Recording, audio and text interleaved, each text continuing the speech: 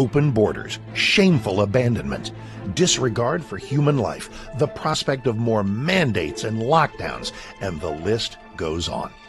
Now more than ever, we need to stick together. Voting alone is not enough. We must use our dollars to support like-minded companies that fight for our rights and beliefs. Patriot Mobile is America's only Christian conservative wireless provider who shares your values. Last year, we gave more than $500,000 to conservative causes. With your support, we'll give more than $1.5 million this year. It's time to band together and support companies that truly love America and fight for our freedoms. Will you join us?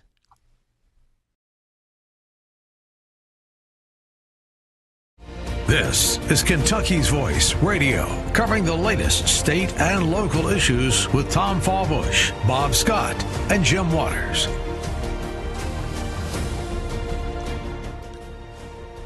Well, the first debate of the primary campaign season was held last night. I'll give you some thoughts, some of my thoughts on that event coming up on today's Kentucky's Voice. Thanks for joining us here as we are here each weekday 11 to noon on 970 WGTK Live and streaming live across social media platforms. So you can hear us in any part of the world you're in, and then you can catch us on television this afternoon at 12:30, 4, and 8 on Channel 21 WBNA right here in the greater Louisville area.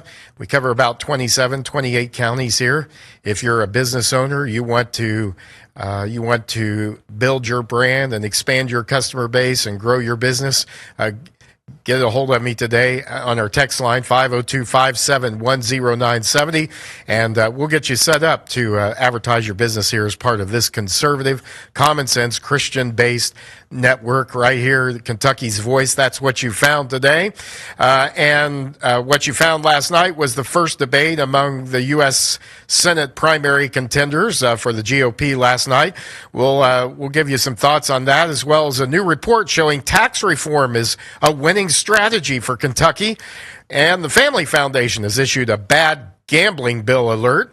We'll talk to David Walls, Executive Director of the Family Foundation of Kentucky, coming up here in a moment. But first, to no one's great surprise, Governor Andy Beshear has again stood with the educrats over the parents by vetoing House Bill 1, which opts Kentucky into the federal tax credit scholarship program created as part of President Trump's One Big Beautiful Bill. In his veto message, Beshear tried to paint this bill as diverting public dollars for non-public education. He says with House Bill 1, the supermajority is at it again, wanting to use a federal tax credit to divert public dollars to private schools. No, Mr. Teacher Union and educrat-bought governor, there you go again. The fact is that this bill would not cost Kentucky taxpayers a dime, but it would provide help for students, scholarship for all students, public, private, homeschool, whatever their educational setting. It would provide them some resources to meet educational needs. It's about the students, sir, not the system. Here's how that will work, by the way, and I've gotten a lot of questions about how will this work. Well, here's how it will work. Both individuals and businesses will be able to contribute to what are called scholarship granting organizations. These are third-party, nonprofit organizations, and in return for donations, they will receive a dollar for dollar federal tax credit. Starting in 2027, donors will receive 100% credit on contributions up to $1,700 annually, which directly reduces federal tax liability, meaning these donations directly reduce the amount of federal income tax owed rather than just lowering taxable income like we've seen some of these tax credit scholarship programs across the country. But it's very important to understand that these donations are made to a third-party nonprofit organization. They're called scholarship granting organizations, who will then be responsible for dispersing these funds to students who qualify. Again, these could go, for example, for a disabled student in the public school system that might need certain services or therapies that their school doesn't provide. They could use a scholarship to provide those services. Perhaps a child from a lower income family is stuck in a failing school. They found a school that will work for them, and with this with a scholarship, they'll be able to afford the tuition. Or perhaps a homeschooling student who wants to take an advanced placement class in biology or physics, because they want to pursue an engineering degree and their school system doesn't offer what they need. They'll be able to use these resources to get that class. The legislature here is all about focusing on the needs of students and families. The difference with the governor is he's focused on satisfying a key special interest in his presidential run. That is the teachers' unions and the educrats. It's that simple. And one other important point I want to reinforce now about this program: it will not cost Kentucky taxpayers a dime. Big debate here in Louisville last night. 3 leading candidates for the GOP nomination for the U.S. Senate seat currently held by Mitch McConnell squared off. We'll get to that. But first, an urgent alert from the Family Foundation of Kentucky about a bill it says would unconstitutionally expand gambling here in the Commonwealth. David Walls is with us. Stay tuned.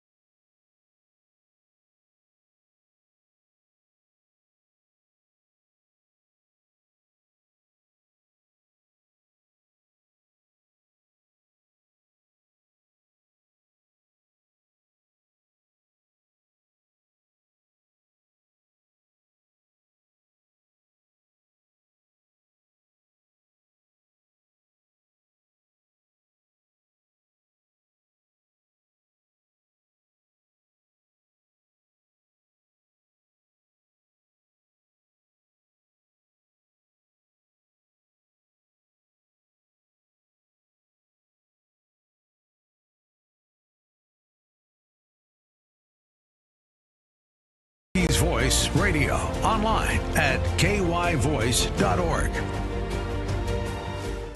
And you can join us today via text, the Kentucky's Voice text line at 502-571-0970.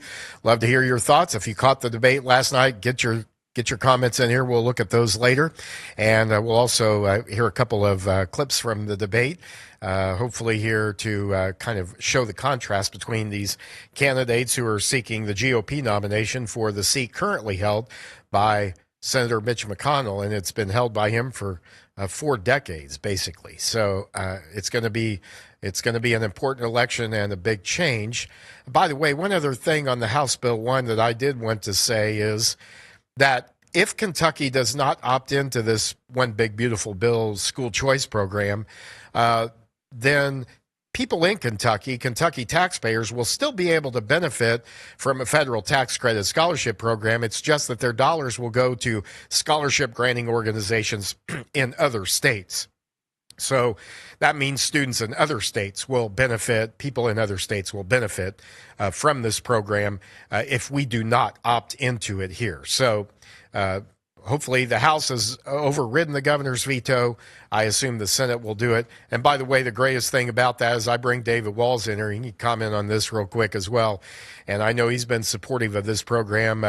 David Walls, Executive Director of the Family Foundation. My view is that the greatest thing about this House Bill 1 is that this governor can do absolutely nothing about it. He can't stop it. The teachers' unions can't stop it. The educrats can't stop it. And parents and families here will finally get something that our polling has said they believe in. Of course, the constitutional amendment went down, but that, getting a constitutional amendment passed, saying that's an indication of how people believe about this issue. I don't think that's right. Do you? No. And I'll tell you that it's just been, frankly, embarrassing to see how the governor has been messaging and lying on this issue. Jim, as you know, and rightly pointed out, this is a win-win-win. This is a win for families and students, and this is a win for education. And not moving forward with this legislation, and obviously we have every reason to believe that the Senate's going to override the veto, and this will become law, and Kentucky will opt in. But not opting into this, as you said, Jim, that simply just means that the educrats and Governor Beshear apparently want Kentucky's taxpayers to be sending these dollars to support students outside of Kentucky instead of benefiting Kentucky students. So it really is a sad state to see where ideology trumps the good of Kentucky students. But unfortunately, we see that a lot from our governor. Yeah, that's right. And if what the governor says is true, that means that every dollar that Kentuckians get to keep because of a tax credit really doesn't belong to them, David Walls. It belongs to the government. And the fact that we're not sending it to the government means that the government can't survive and can't support the programs and services that it expects, that people expect it to. Yeah. Well, I'm certainly excited that the General Assembly is moving forward on this, as a majority of states are, and I'm looking forward to see how this tax credit scholarship program is going to benefit Kentucky students. I think it's going to be a blessing for students in that are either homeschooled, private schooled, or public schools. Like I said, it's going to be a win all the way around. Well, let's get to this alert that you sent out yesterday, David Walls, the Family Foundation, about a bill that's been filed in Frankfurt, House Bill 904. Have we had that many bills filed? Really, over 900 bills in this session. But this one, and you have to watch these bills filed, later in the session, because a lot of times politicians, I know this will be a shocker, but they try to sneak things through to satisfy some constituency or some special interest. And you can tell me if that's what's going on here, but I sort of smell that out here. Representative Michael Meredith of Brownsville has filed this bill, House Bill 904.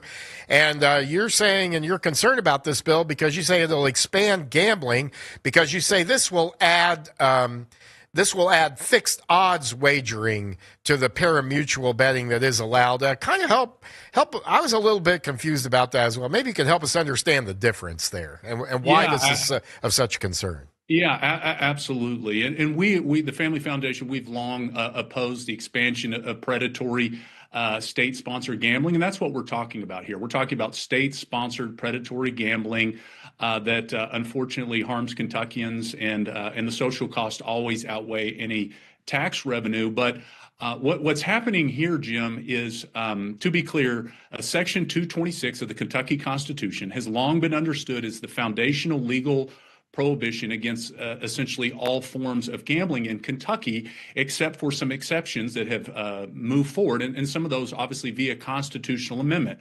We have long had pari-mutuel wagering on horse betting, and that's where folks are pulled together and you're betting against one another, and the odds fluctuate. But specifically, you're not betting against the house. You're betting against that pool. That's essentially what pari-mutuel wagering is. Of course, we have charitable gaming, and then also the Kentucky State Lottery.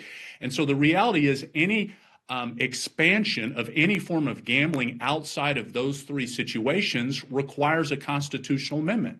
We were involved for 10 years in a lawsuit against the Horse Racing Commission when they were unconstitutionally expanding really slot machines, these so-called historical horse racing machines that are really slot machines. We won that case 7-0 at the Kentucky Supreme Court. But what the gambling industry has done is they have essentially doubled down, lobbying, pushing the legislature to do via statute what is required to be done via the Constitution.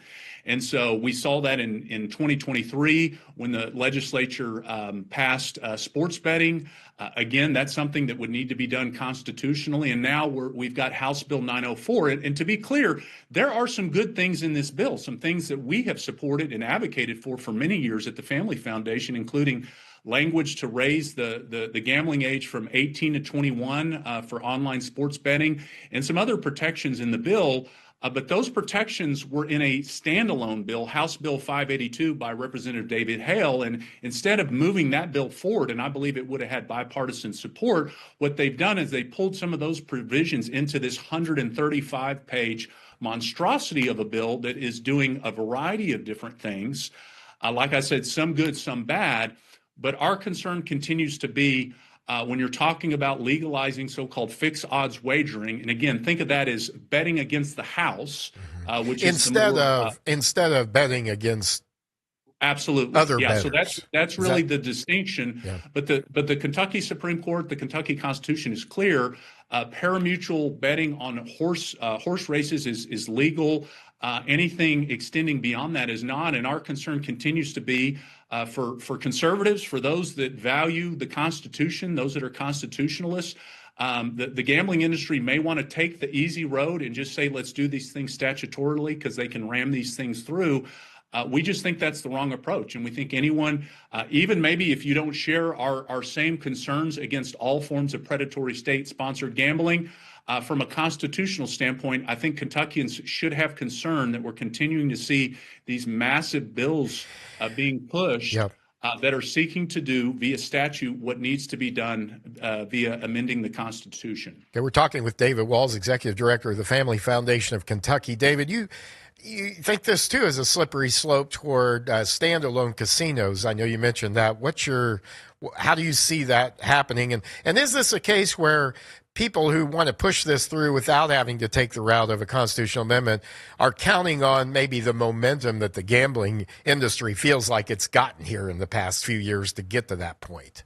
I think that's exactly what's going on, and we're also continuing to see kind of the monopolistic tendencies of all of this, obviously with Churchill Downs and others.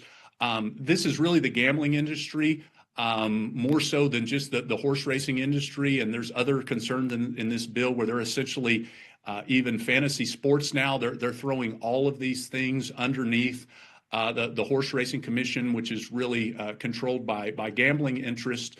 And so there's just a lot of concerns. But Jim, I also just want to say we're also living in a moment now where we recognize, gambling addictions are on the rise at incredible levels.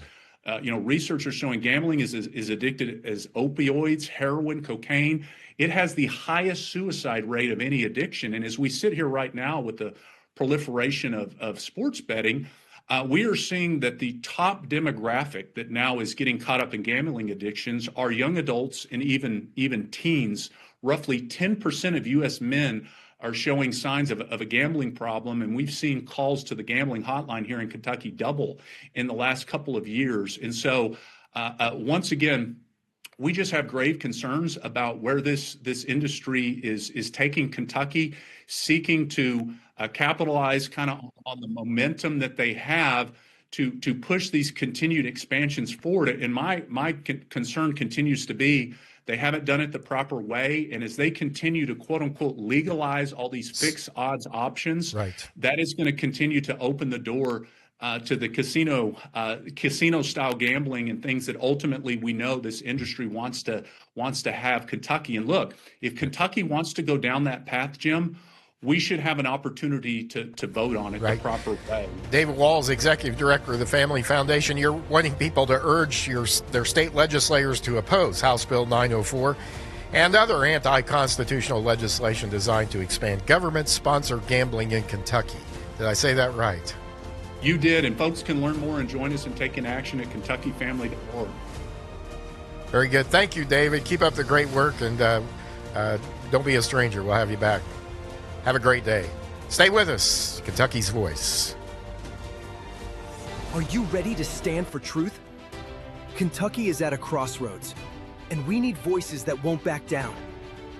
This is your moment to rise, speak up, and be part of a movement that's changing the narrative in the Commonwealth. Kentucky's Voice is calling on bold citizen journalists, fearless editors, and those unafraid to speak truth in the public square. Volunteer, intern, contribute. Scan the QR code or visit kyvoice.org to join the fight. This is more than media. This is your moment. You are Kentucky's voice.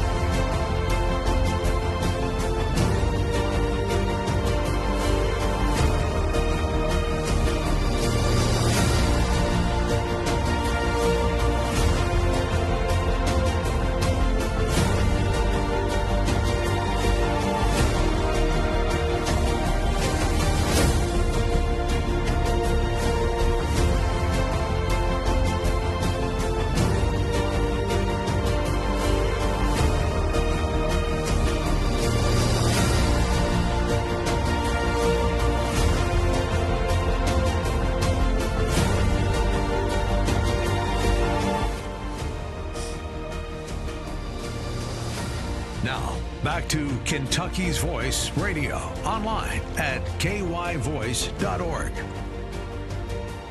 So are you concerned that we're moving down the path towards standalone casinos here in Kentucky, and that expanding gambling unconstitutionally just seems to maybe be accepted among significant number of our legislators? That should be of concern, I think. And whether you're supportive of more gambling or not, it should be done the right way. And I'd love to know what you think about that. 502-571-0970. You can text us there on the Kentucky's Voice text line. Again, that's 502-571-0970. And I want to mention this. The Hardin County Republican Party is going to have a debate on April 11th at 11 a.m. That's at ECTC there in Elizabethtown.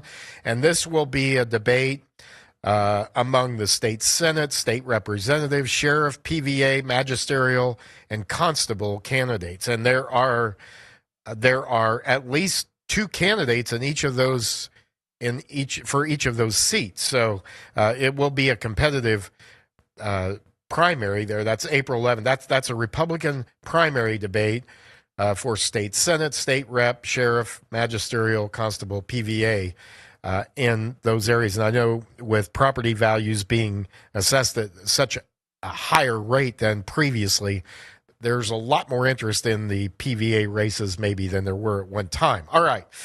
The last night's debate with the three leading candidates for the Republican nomination for the seat currently held by longtime politician Mitch McConnell, who's announced he's not running for re-election, occurred at the Henry Clay Event Center here in downtown Louisville. The most heated moments came between Congressman Andy Barr and businessman Nate Morris over the issues of immigration and DEI. And this is a WDRB television here carried the debate last night, and we've got a couple of clips from that debate. First of all, here's one of the heated moments between Barr and Morris. Go. The only person who supports foreign workers replacing Americans is Mr. Morris, who hired them to replace American workers, foreign workers, and he embraced a UN proposal to open our borders to illegal immigrants. That's not true. That was his corporate position. And by the way, he put the mayor of Philadelphia on his board. 1 second, gentlemen. We're not going to speak over each other. A sanctuary city, and he put a mayor of a sanctuary city on his board. Thank you, Congressman. Mr. Morris, you have 30 seconds. A buzzer will go off at 30 seconds, and your mic will be cut off. Folks, how do you know when a career politician is lying? They're moving their lips. This is a guy who lies with every breath that he takes. This is a guy that continues to let so many illegals into our country, millions and millions of illegals. Folks, he said that we owe Afghani nationals, we owe it to them, and allowing them to come to our country. And we all saw the tragedy over Thanksgiving. It was because of the Afghani immigrants that were unvetted that he led into our country that caused that tragedy over Thanksgiving. Andy, you got blood on your hands, and it's so sad to hear and listen to you lie about your record. Thank you, gentlemen. Now each of these guys tried to differentiate themselves from the other. Morris attacked Cameron and Barr for being what he calls career politicians. Clip 2. You see, I don't come from the political class. I didn't make my living in government like my opponents. I'm here as a businessman, as an outsider. I'm the son of a single mother. 19 of my family members worked in an auto plant right here in Kentucky building cars and trucks for Ford Motor Company. They would come home with grease on their hands after working double shifts, and they believed that if you're willing to work hard in this country, you can build something that matters. That's what helped build my company from scratch, creating thousands of jobs and providing free health care for every one of my employees. Folks, we know these career politicians have run our country off a cliff. We got to have people that are not owned by the big banks, the special interests, and especially not Mitch McConnell. I'm so proud that I was Charlie Kirk's final endorsement before he was taken from us. Charlie knew that we needed leaders with spines of steel that are willing to go to Washington and hit the political machine with everything they've got. And that's what I'll do. But the highest priority of all is getting you-know-whose endorsement. Barr pointed to his record in Congress. Clip 3. Now, this is very important. I'm the only candidate on this stage who is actually working with President Trump right now to deliver on this America First agenda. Together, we have passed historic tax cuts. We have secured the border after 4 years of a nightmare of open border policies from Joe Biden. We are rolling back regulations to lower the cost of living, to unleash American energy dominance and unleash our capital markets. We're restoring common sense to Washington, D.C. by standing up to the radical left and stopping the indoctrination of our children with DEI propaganda and stopping the defunding of the police. But there's more work to do. There's more work to be done. And so this is a golden opportunity, an opportunity with President Trump in the White House to finish the job, to save America, to stop socialism, to unleash the American dream through limited government, free enterprise, and a strong national defense. Daniel Cameron is seeking the president's endorsement by differentiating him with his predecessor, Joe Biden. Go. Well, let's take a stock of where we were. Under Joe Biden and President Obama, you had red lines and the disastrous evacuation from Afghanistan. President Trump is about decisive action on behalf of the American people to ensure our national security. I'm grateful for President Trump and would support his efforts in Iran. And also, let's look at what he did with Maduro in taking out a narco-terrorist in Venezuela. This president is on the right track, and I'm grateful for his leadership. Okay, so it's telling that Donald Trump's name was mentioned way more last night than Mitch McConnell, the politician they're seeking to replace, the senator, of course, longtime senator and Senate Majority Leader. In fact, the candidates went overboard to distance themselves with from McConnell, with Morris and Barr each accusing the other of being beholden to the formerly powerful senator from Kentucky. Morris had a particularly biting line. He said Andy Morris just a year and a half ago called Mitch McConnell his mentor on television. Now, folks, he said, I don't know about you all, but I don't know many 50-year-old men that still have mentors. I mean, at that point in your life, you should be mentoring others. But this is a guy who's going to be just like Mitch when he gets up there. And yet Morris was asked about how he could call his opponents McConnell's boys when he himself interned for Senator McConnell. Morris never really did answer that question other than to say, oh, shucks, that was 26 years ago. And yeah, at one time, Mitch did some great things for our state, but now he's just too old. Just look at him. He went back to his nasty attacks on McConnell's fiscal condition and how he's basically just too old and decrepit to serve. All right. Some general observations about this debate, and I want to hear what your thoughts are. 502-571-0970. But first of all, the lighting on this set last night was just terrible. It was like a dark. I think it just was. I mean, I think WDRB is a fine outfit overall, but yesterday just wasn't one of their finest performances. In fact, it was not good at all in terms of the visual of this debate. The moderators, they said they were going to cut off mics, and yet they allowed Morris and Barr to continue to talk over each other without making good on that promise, and then even used the clip of the two interrupting each other later on their newscast. So it's like we really wanted them to talk over each other, even though we said we didn't. That's just how it appeared to me.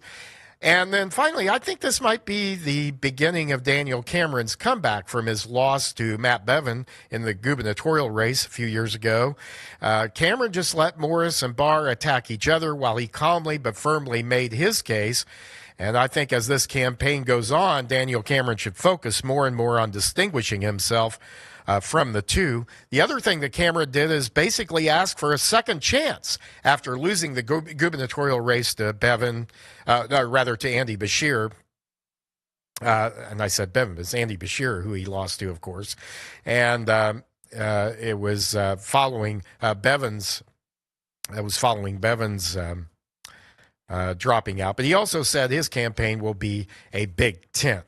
So this from our Kentucky's Voice text line, hopefully, and this is about, well, let's say no more Mitch or his connections. Okay, that's off about the debate. Another quick text from House Bill 1 about the school choice bill. Hopefully House Bill 1 will not provide language for teachers in over 100 different languages other than English spoken by students in Kentucky's public schools. Hiring more language teachers will be a burden on taxpayers. English is the language of the USA. And so I want to make sure I'm clear about the debate. Daniel Cameron lost to Andy Beshear, not Matt Bevin, a few years ago. But anyhow, he's on his comeback, I think. What do you think? 502-571-0970 is our Kentucky's Voice text line. Coming up, in the fight for freedom and prosperity, we must take new ground, but we must defend the ground we've taken and show how our good policies, sound policies, are working. Stay with us for Ray Hederman from the Buckeye Institute next.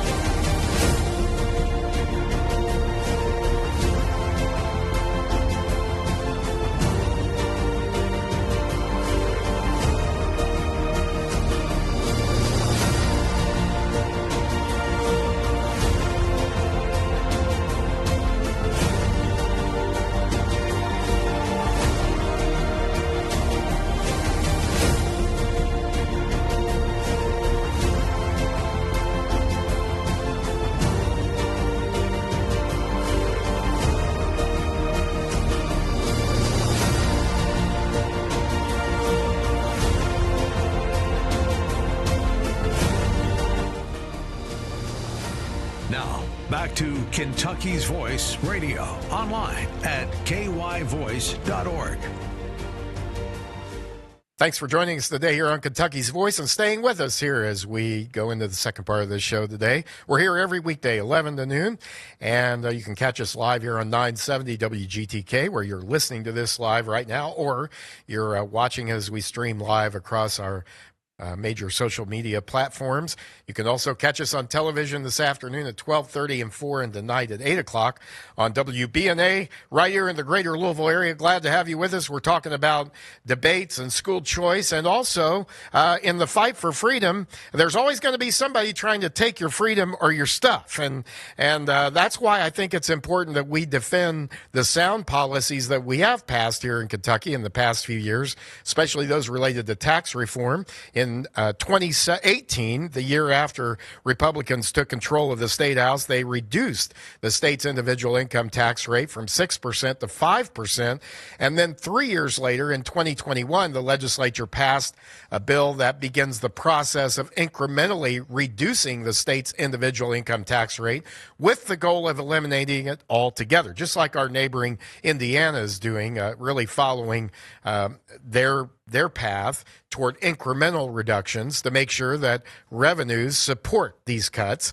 Now, and speaking of revenues, this legislation that was passed triggered 0.5% cuts in the rate provided revenues had increased at least 1%. So twice the amount of the cut, plus the budget reserves have to contain at least 10% of general fund revenues. Opponents, of course, claim that such cuts will hurt the state, force budget cuts, result in insufficient revenue for needed programs.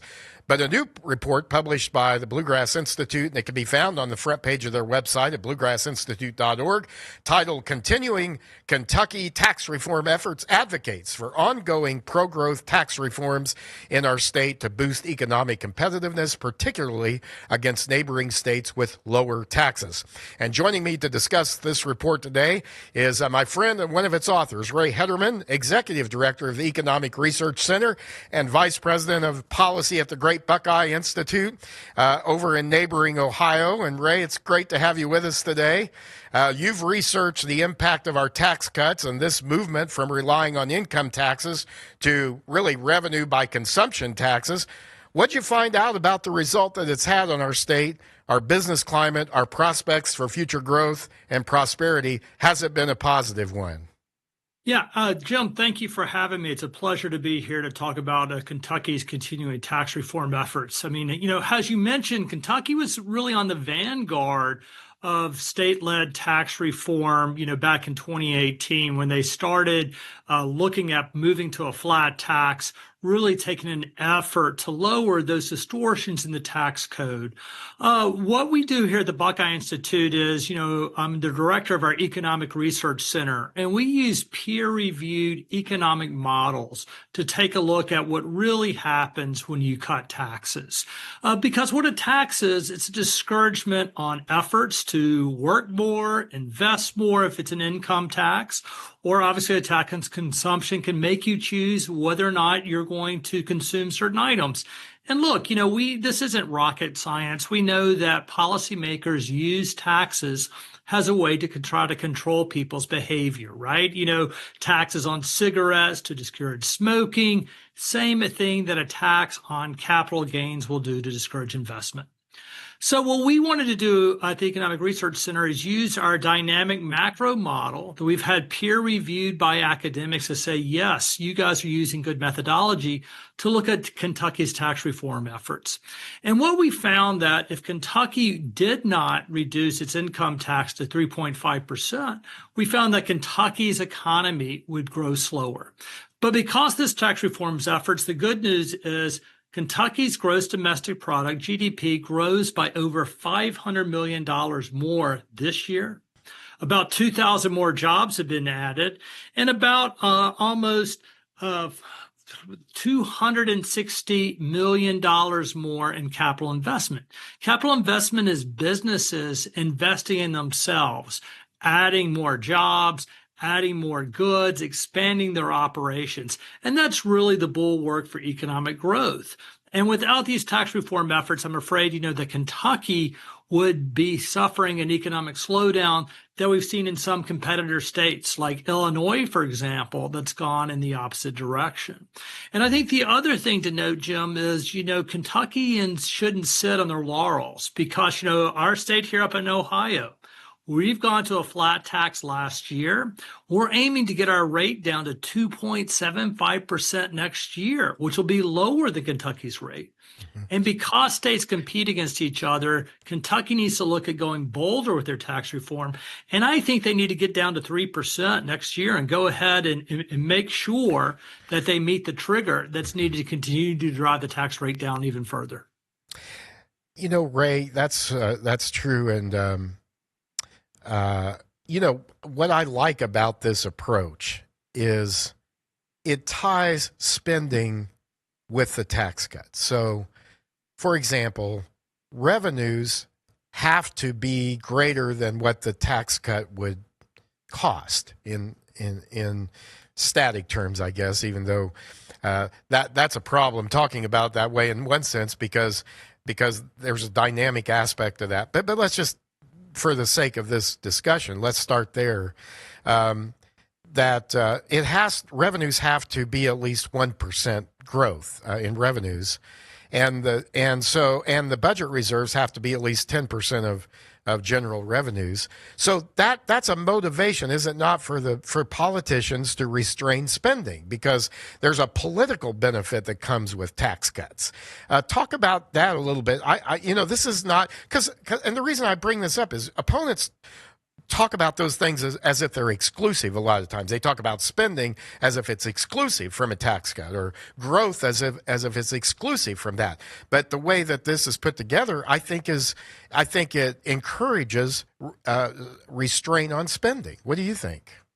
Yeah, Jim, it's important to know that policymakers, when they're cutting taxes, is putting money in the pocket of businesses and individuals that can do more to promote economic growth in the state government, right? Economists, including the head of President Barack Obama's Council of Economic Advisors, have looked at this. They found that government spending is simply not as productive as individuals and businesses spending that money. And so what policymakers, want to do, though, the unfortunate thing is politicians, can sometimes be incentivized for government spending because, they like the ribbon cutting ceremonies, because they think that that's a good way to get votes, and they can do that by handing out tax expenditures to businesses, or, ribbon cuttings before, new public infrastructure projects.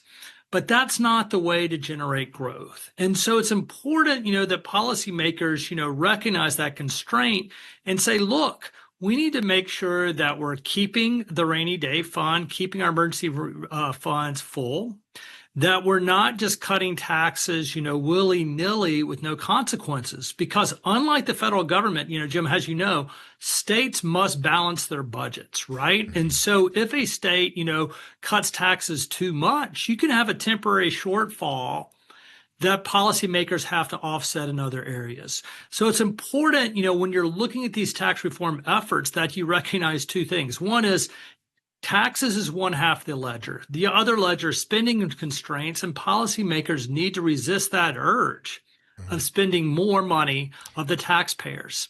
The second thing is, you mentioned, static scores versus dynamic scores. And let's recognize that, look, tax cuts, when done well, like this cut in the income tax is, doesn't cost as much as a static model says it does, because better economic activity, more investment, people going out spending more because they have more money in their tax pockets, that generates additional tax revenues. So this makes it easier for the state like Kentucky to see tax revenues growing after a tax cut, because the economy is doing better, because people are spending, they're expanding their economic activity. Yeah, and individuals know better, Ray, how to spend those dollars, and businesses. And that's a part of it too. It's not just that they have it to spend, but the way they spend it, the way they invest it, the decisions they make are they know better than government how to use these dollars. So the more that, and certainly government has to have a certain amount of funding for the services that, education, healthcare, and all that, prisons and safety. But sometimes I think we forget that these dollars belong to taxpayers, and they know how to spend these. And when we allow that to happen, then this dynamic growth takes place that can't really be predicted, because you don't know how much that's going to happen. So researchers are somewhat limited, aren't they, on what they can say even about the positive impact of a tax cut? Well, Jim, we know that, we know from basic historical evidence, and in common sense, if you look at the worldwide economies, right, lower tax states, lower tax countries produce more economic growth. So we can sit there and with this report, and we can take a look at it as a good researcher, we can say, yes, we think everything else being equal, right, which is, assuming there's no energy prices, because Kentucky is engaging in prudent tax policy, Kentucky's economy will be about $500 million larger than it would have been. What I can't tell you is, which of these businesses, are going to be doing better, where to invest your dollars. We don't have that type of granularity.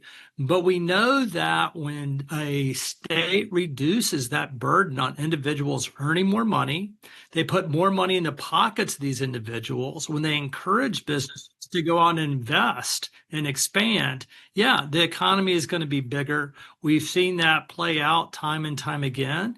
And that's a reason, where businesses have been and people have been moving towards low tax pro-growth states here in the United States. Well, Ray Hederman, who is the executive director of the Economic Research Center, vice president of policy at the Buckeye Institute, thank you for coming on with us today. Thanks for the information. You've packed a lot of great information in this segment, and we appreciate your coming on and the work you've done. And we'll have you back sometime. Stay in touch, and we'll have you back to follow the progress of our tax reform here in Kentucky. Thanks for joining us. Great, Jim. Always a pleasure to be here. Look forward to coming back. And, I think it's important that our two states continue to back on competitive, good tax policy. Thank you, sir. Stay with us. One more segment today. We'll get to your text off the Kentucky's Voice text line. Coming up. Don't go away. Kentucky's Voice is your home for real news, real people, and real answers. But we can't do it without you. Your financial support helps us bring truth to the forefront, hold leaders accountable, and give a voice to the people of the Commonwealth. Join the fight today. Give online at kyvoice.org or text KYVoice to 53555. Every gift makes a difference. Stand with us. Speak up. Stay strong. You are Kentucky's voice.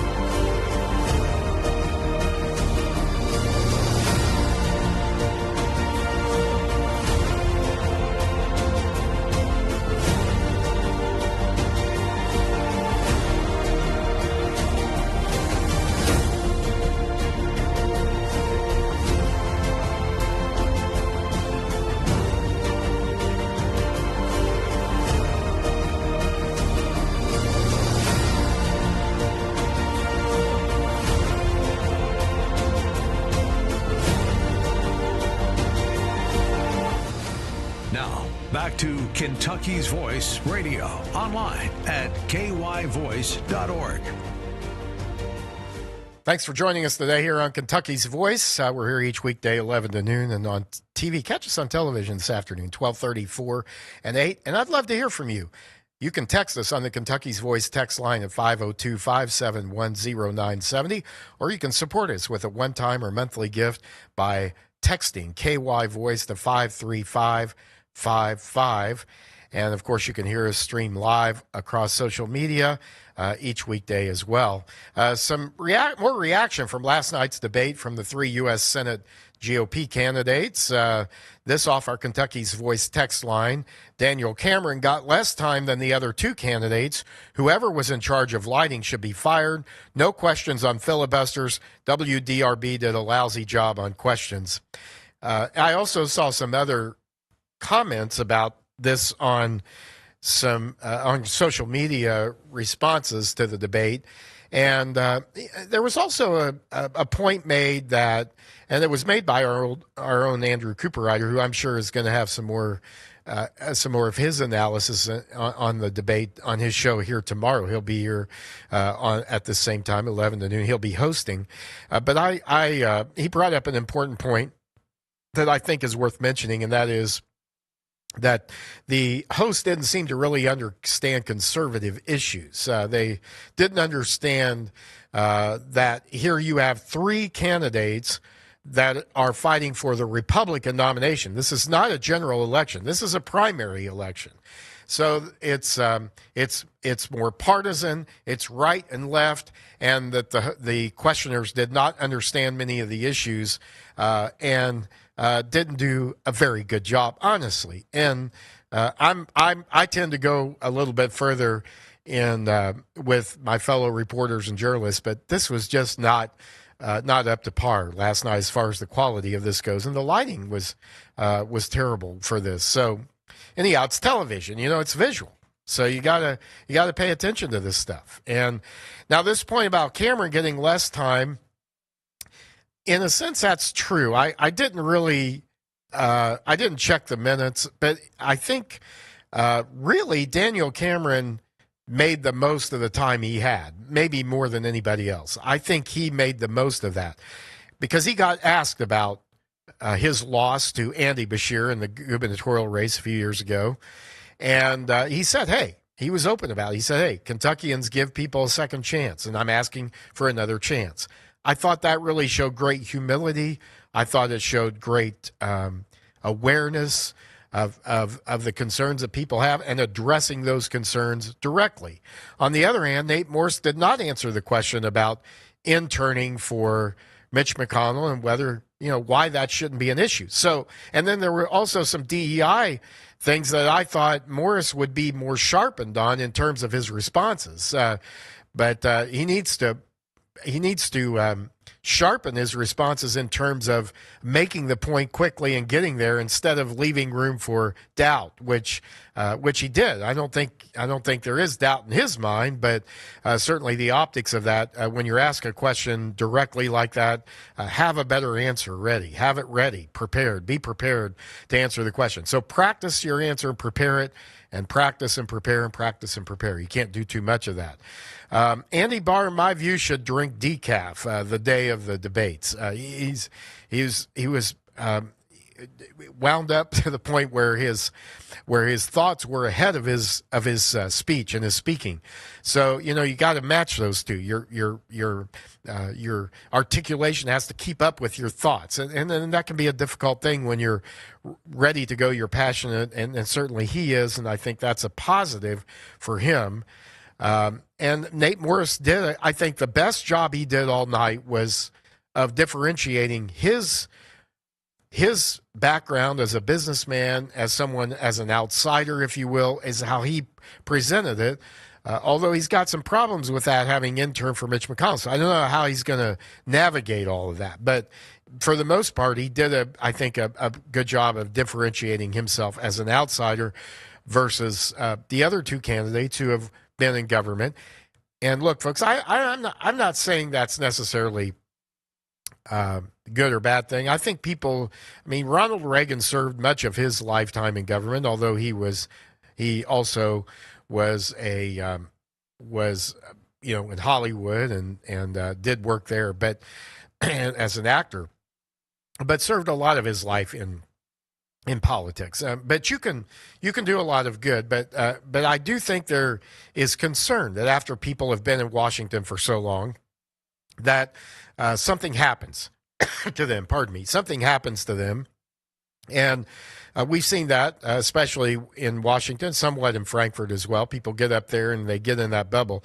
Not so much here, though, because legislators are going to see the folks that they need votes from, at the grocery store on Saturday, at church on Sunday, their kids' outings at the school, at the ball games. So they're going to be accountable for that. But when you get up there in Washington, far away from Main Street here in Kentucky, there's a concern that something happens. Now, one other observation that I have is that Nate Morris said that he would only serve 2 terms if elected. Now, we've heard this before from Congressman, one that comes to mind, Congressman Ron Lewis, who said he would only serve a limited amount of time and then stayed way beyond that. We've heard Rand Paul talk about term limits. He's, of course, has stayed for quite a while up there in Washington. So I think there's reason to be skeptical of these promises about term limits, about, hey, I'll only stay a couple of terms.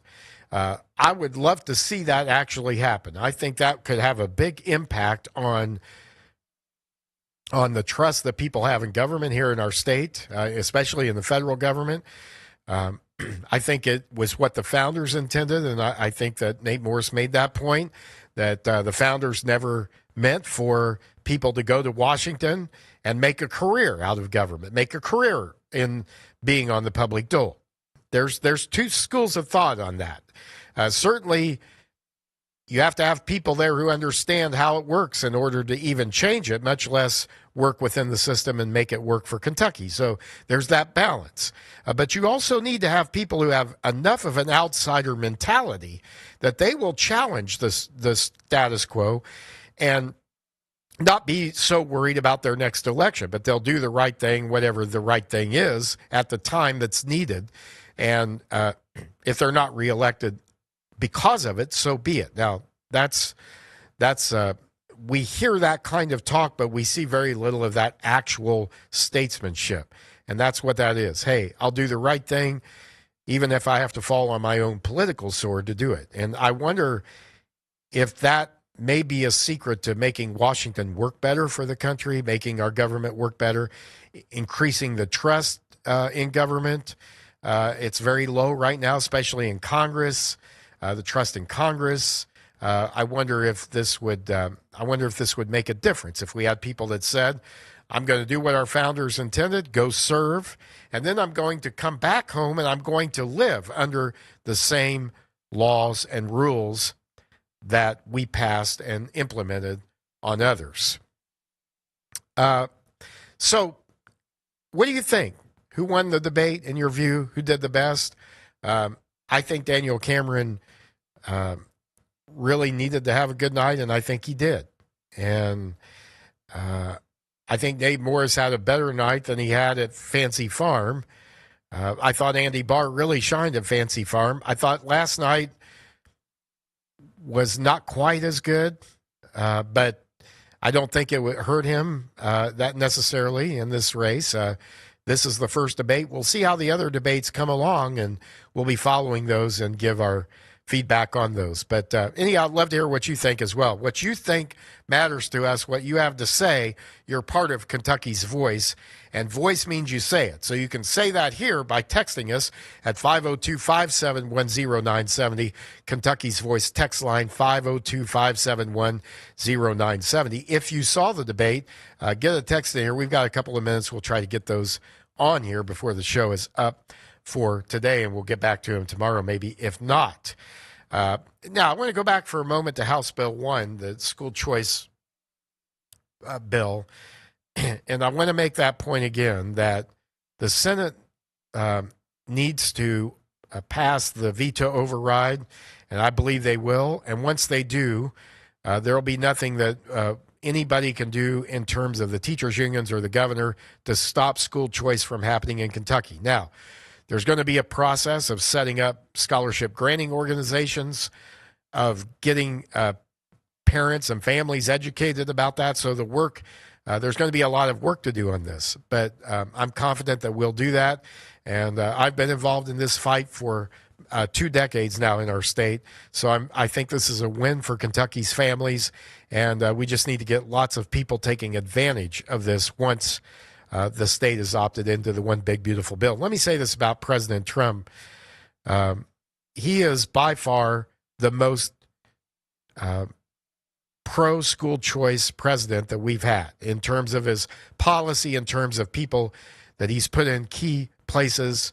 And I'm thankful for the president's work on this today, his administration's work on this bill, and for the legislators who have taken a stand and said yes, both in Washington and here. Thankful for Representative Kim Moser, who was a primary sponsor on this bill, Representative T.J. Roberts, who also did a lot of work on this bill, and all of those who co-sponsored. I don't have them in front of me, but you know who you are, and we appreciate it, and it's really important. What matters most is how Kentucky's families are going to benefit from this. And then on to the tax reform conversation that we had. And let me say this about the importance of our tax reform effort here, that a big part of this is that it requires that we have a strong budget reserve trust fund. So this is not a case where we're going to have tax cuts that cannot be supported, that we cannot afford. Because basically the trigger is set up so if we cannot afford a tax cut, it will not be triggered. We will not have a tax cut. So when we have had tax cuts, and we've reduced those rates several times in the past few years, that means our revenue situation is strong. That means our budget reserves are strong. But there's this disconnect between the growth that our state has accomplished, and the governor's out talking about the record economic growth during his administration, and yet he is the one who opposed many of these policies. He actually vetoed the original tax reform bill. One quick off of our text line. Can you designate who gets the scholarships, or does it just go into a pool? Who gets these are students who qualify. Parents who qualify, there will be qualifications that need to be met in terms of income. If those qualifications are met, those kids will get a scholarship, whether they're public, private, or homeschool. Thanks for joining us today here on Kentucky's Voice. Have a great day, everyone. Join us again tomorrow, 11 o'clock. Andrew Cooper Ryder will be here. Don't miss it.